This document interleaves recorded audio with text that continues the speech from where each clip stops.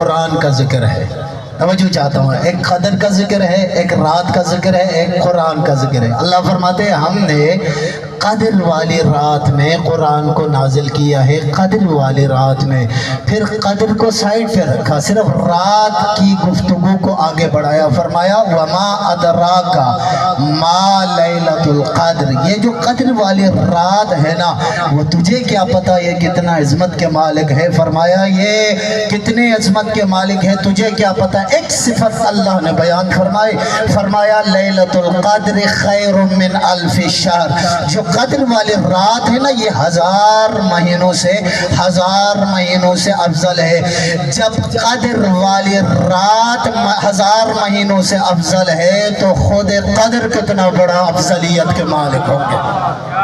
توجہ ہے، خود قدر کی فضیلت کیا ہوگی. یہاں پہ امام جعفر الصادق علیہ السلام صلوات پڑھے محمد والے.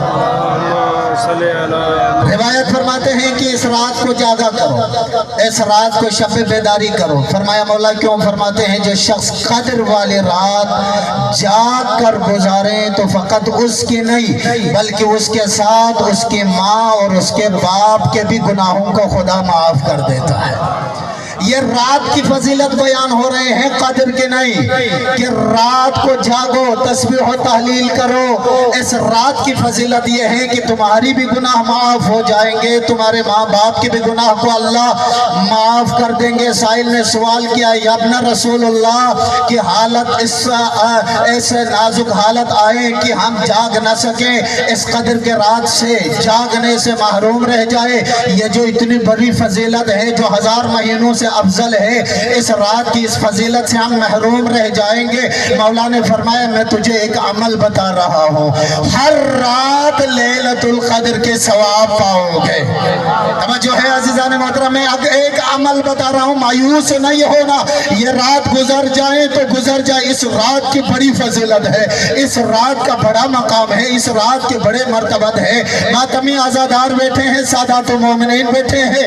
آخری عزادار تک اگر میری بات سمجھ آ جائے تو ایک مرتبہ اللہ کے بارگاہ میں شکر ضرور ادا کرنا کہ اللہ نے آپ کو اس خاندان سے نسبت رکھے ہیں جس خاندان پہ درود پڑھنا بھی اللہ کا کام ہے، اور جس خاندان کے دشمنوں پہ لعنت کرنا بھی اللہ کا کام ہے.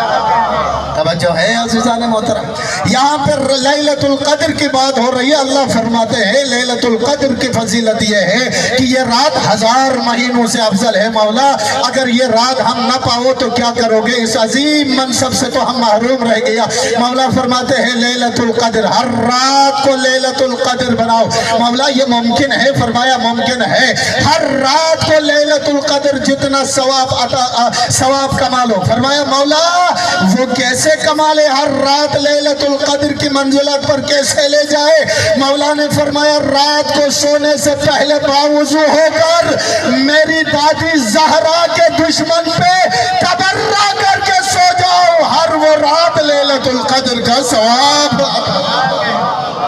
توجہ ہے عزیزان محترم، سلامت یعنی یہ نہیں پچھلا محلہ بھی بولے مل کے نعرہ حیدری، سلامت رہے.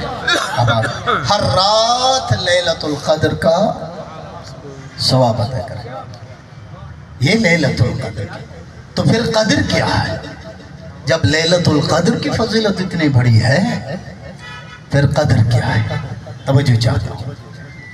جو انسان لیلۃ القدر کی فضیلت کو ادراک نہیں کر سکتے تو وہ قدر کو کیسے پہچانے؟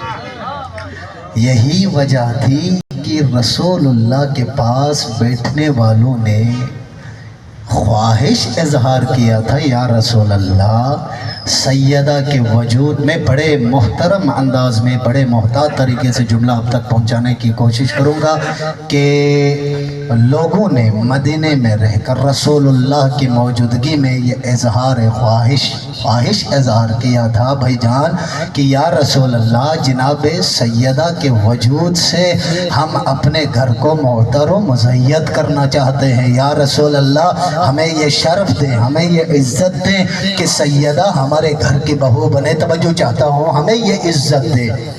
ہمیں یہ شرف دے کہ سیدہ ہمارے گھر تشریف لائے، وجود سیدہ سے ہمارا گھر معطر ہو جائے۔ اس وقت اللہ کے رسول نے ایک جملہ فرمایا تھا، والذی نفس بیدہ، اس رب کعبہ کی قسم جس کے قبضہ قدرت میں مجھ محمد کی جان ہے، اگر اللہ علی کو پیدا نہ کرتا